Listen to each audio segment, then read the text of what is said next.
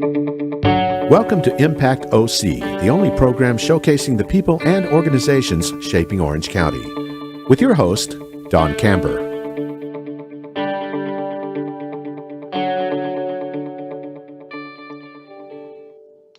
Hello, I'm OC Talk Radio Public Affairs Director Don Camber with another great guest impacting our community in a positive way.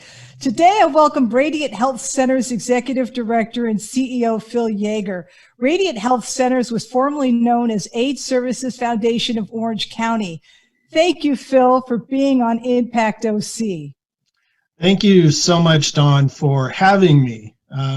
Really appreciate the opportunity to share with you and the listeners and watchers a little bit more about the work that we do at Radiant Health Centers. Well, Phil, your organization's mission is to end HIV diseases for men, women, children, and members of the LGBTQ plus community. How are you working to accomplish this? Oh, it's a great question. So we've been in the business, the HIV business, if you will, for 35 plus years, right? So initially started out with members in the community dying of this mysterious illness, and knowing that there wasn't anything happening unless we as a community got involved and started making it happen. So fortunately, our founders founded the organization, AIDS Services Foundation Orange County, back in 1985. And we really focused on helping people die with dignity during those early days with new medications, focus shift to helping people live with HIV. And then in 2005, really began doing prevention work. About 2015 is where communities were beginning to talk about ending the HIV epidemic. And it's something that we as an organization felt that we wanted to be part of, because we were doing a great job of taking care of people once they were infected, but if we could prevent new infections, that would really be key. So when we looked at what it would really take to end the epidemic, here in Orange County, we still had 5 to 6 new infections each week. And even today, we have 4 to 5 new infections each week. And the reason those new infections were happening were lack of appropriate access to appropriate health care for members of the LGBTQ plus community. So we realized that if we wanted to truly end the epidemic and we wanted to work towards that end, we needed to address the healthcare inequities that exist for the LGBTQ community. So share with us the social services that you provide as well as the medical services. Sure. So I'll start with the medical services because those are the newest services that we've just added in the last year and a half. So towards the end of 2019, we started providing family planning services to the broader LGBTQ community. And that included testing, not only for HIV and hepatitis C, but for all STIs. And so we're able now to provide that testing service here on site and our clinic here in Irvine. And we also do 3-site self-swabs so that it really is the most appropriate test for members of the LGBTQ community.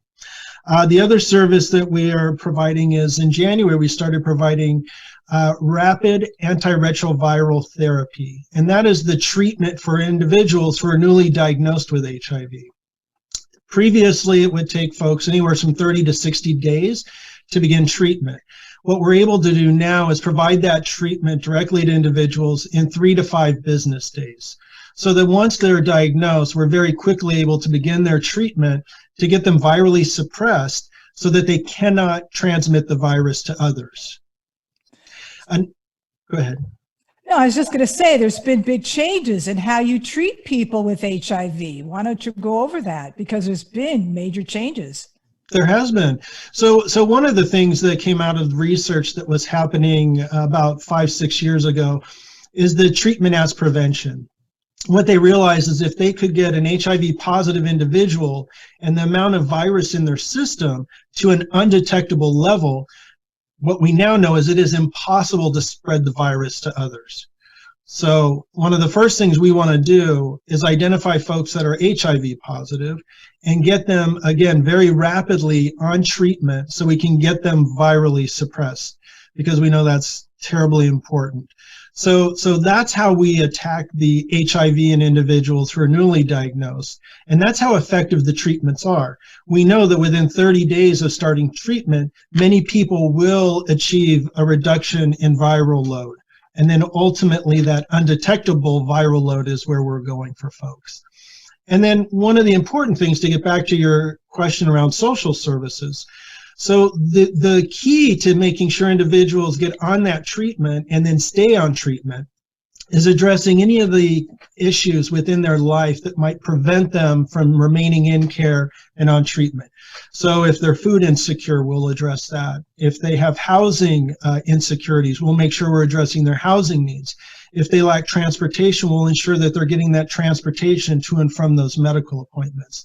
So we're doing everything from the social service perspective to keep people in care and on treatment so that folks can get virally suppressed, so that we have less active virus in our community, less transmission to other folks.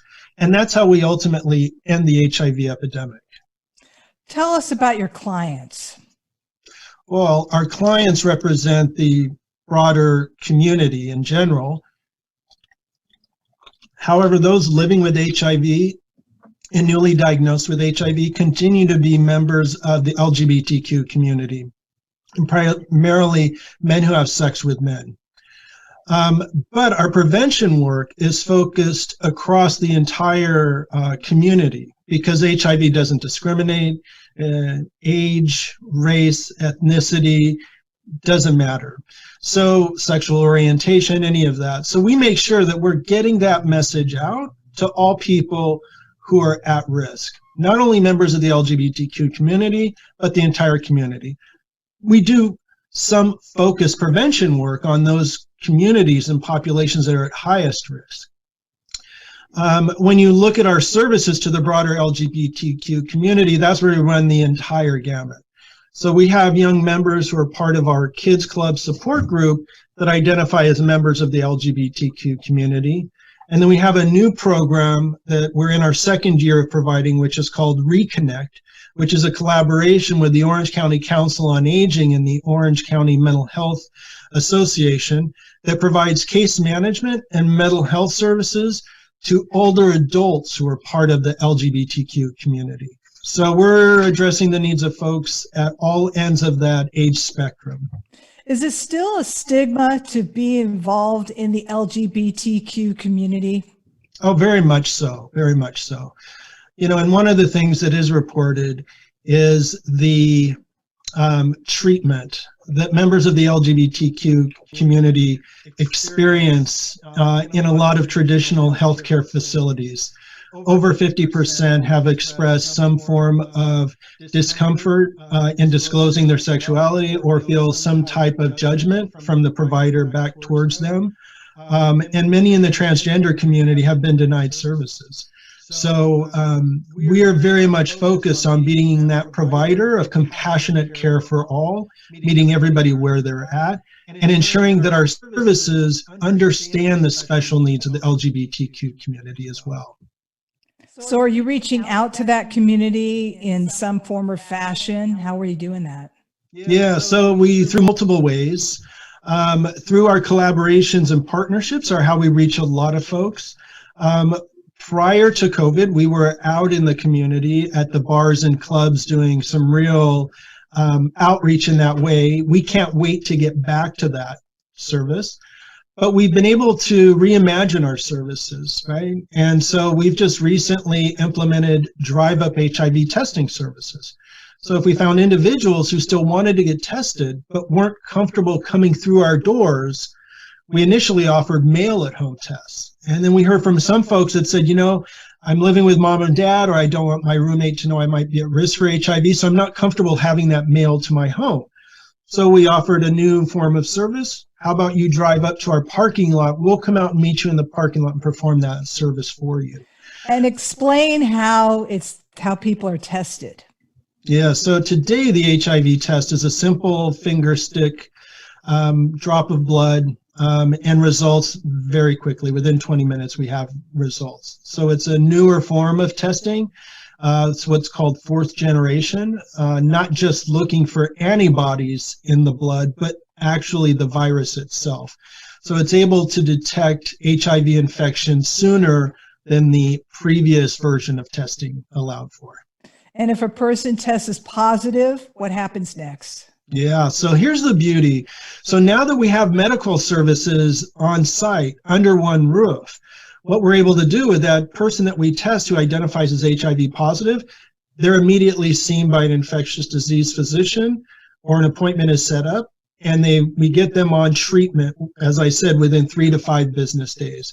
So within the first month, that individual should begin to see viral suppression for their HIV disease. So by having everything under one roof, we're not having to refer out. That all happens simultaneously here. And if somebody tests negative, but is at high risk, what we can then do is have them see one of our medical professionals to have a conversation around PrEP. And PrEP, pre-exposure prophylaxis, is the medication given to an HIV negative person that provides 96 to 99% barrier against the virus. So not a true vaccine, I like to refer to as a functional vaccine. Now the treatment, what kinds of treatment is there now? Treatment for HIV is become much simpler. It's down to 1, sometimes 2 pills a day, much more tolerable on the system. So people have less adverse reactions to the medications. So it's just becoming so much better. There are clinical trials underway right now for long-acting injectables, which means you would get a shot every 2 months with your HIV medications. So instead of a pill a day, potentially just an injection in the doctor's office. So there's a lot of new advancements happening around HIV treatment that we'll be hearing about in the coming years. Now, when a person tests positive for HIV, if they don't get treatment, how soon could it become AIDS? Well, it depends on their lifestyle and their behaviors. Somebody who's infected with HIV but leads a fairly, does not have a history of substance use, is in very good health care, and otherwise takes very good care of themselves, it could be up to 10 years before they feel any kinds of signs or symptoms, which is scary because unless they're getting tested, that's a long period where they potentially could be infecting others, right? And so if somebody is newly diagnosed shortly after infection and begins treatment, and say it's a 20-year-old, their life expectancy is pretty much that of your average person. The key is early detection and early treatment. And so that's why we really encourage folks, number one, to get tested to know their status, and if they are positive, to begin treatment right away. And that's why we're trying to get treatment. We can actually get treatment into someone's hands before they leave the office that day. And that is ideal, right? So that's what we're focused on, is getting people treated as quickly as possible so that they have the best chances for very positive health outcomes. For many of these people, are you the only medical center they go to because they're uncomfortable going anywhere else? I can tell you that for the LGBTQ community, that's one of the things that we're finding, is that they can receive HIV, Hep C, STI screenings at the county clinic, and it's a fine facility, but you feel like you're in a county clinic, right? Coming into our offices, people are greeted by perhaps non-binary individuals, so that if you are part of the transgender community or non-binary community, you're going to feel comfortable right away. And the environment is just welcoming in all aspects. And that's what we truly wanted to create, was a space where members of the LGBTQ community could come for healthcare, could come with questions, to come for help and support before they're terribly ill, right? To come for support before they're needing hospitalization. So that's part of why we have created that focus in our medical clinic. And you have what we call the campaign. Why don't you talk about that? Sure. So that is the campaign to end the HIV epidemic. And we're really part of a larger statewide effort and a Orange County effort to end the HIV and STI epidemic in the state of California and here in Orange County as well. Because ultimately what we would like to do is we would like to build a standalone health center. Although we have a great clinic here with 2 exam rooms and we're adding 3 additional exam rooms over the next couple of months, we really would like a fuller center that not only has medical, but dental, behavioral health, any and all wraparound services that might be needed for the LGBTQ community, a safe place for people to gather from that community. So that is our ultimate goal, and it is going to take a major fundraising campaign to achieve that vision and that goal. But we know it's something that's badly needed in our community. Los Angeles County has 3 standalone facilities that I've just described, and we have nothing like that in Orange County other than the little bit of services we provide and some other community providers. Well, how can people get involved and help your organization? Well, there's a number of ways, and I'm going to steer folks to our website, which is radianthealthcenters.org, right? And on there, you'll see ways to volunteer. So one of the things we're depending on now more than ever are volunteers to deliver food pantry product out to our clients who are homebound. So we continue to have a need there.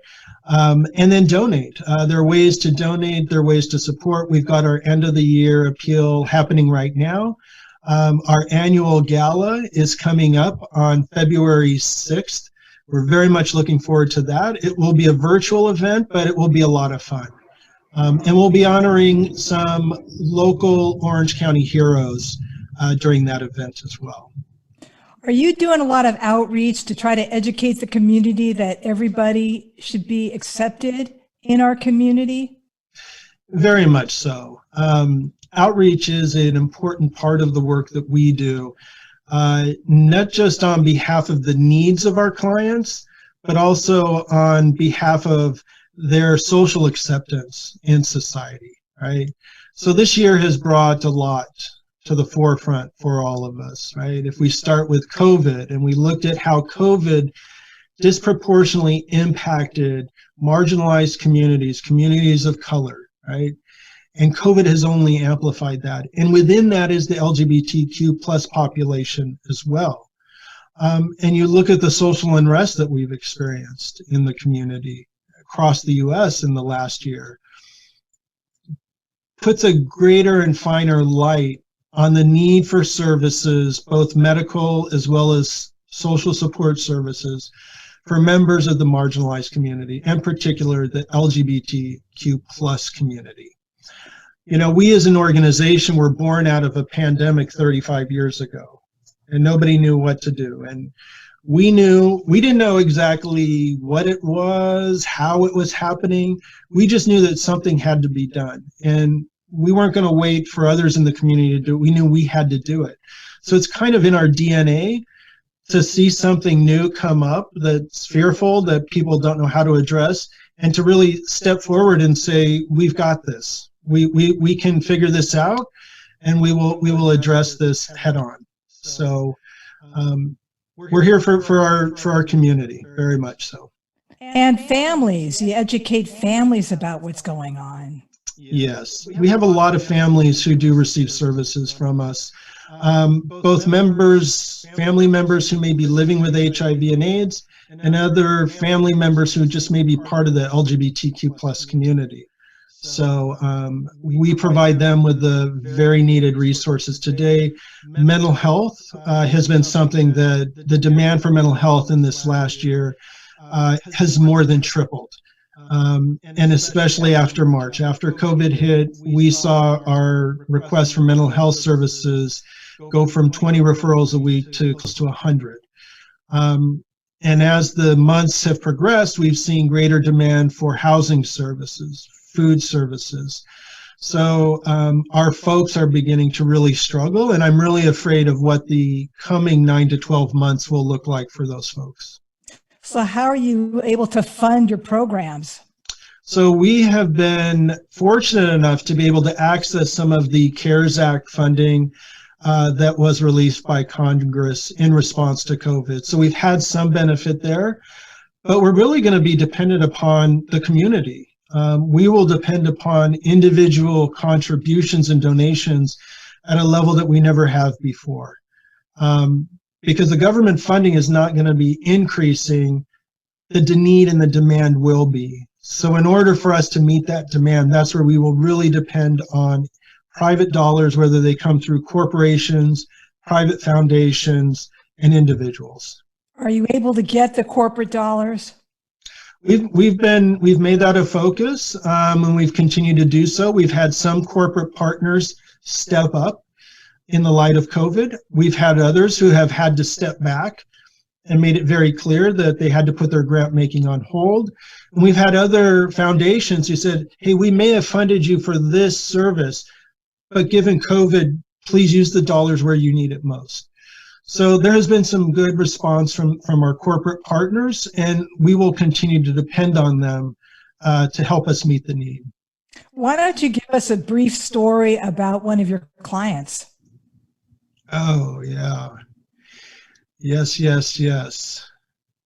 We have had a number of clients who may have received case management services from us in the past, many years ago, right? And may have been newly diagnosed with HIV. We worked with them and helped get them to a place of stability in their life, return to work, pretty much disengage from services from us and not need us. And we have had more and more of those folks reach back out to us now over the last 6 months and say, I hate to have to call you again, but I've since lost my job. I'm in financial distress. I'm worried about eviction. I need your help. And so we have seen that same story play out over and over with a number of our folks. So it's sad to see, folks who have built themselves up to a place of self-sufficiency, finding themselves now back dependent on support of others.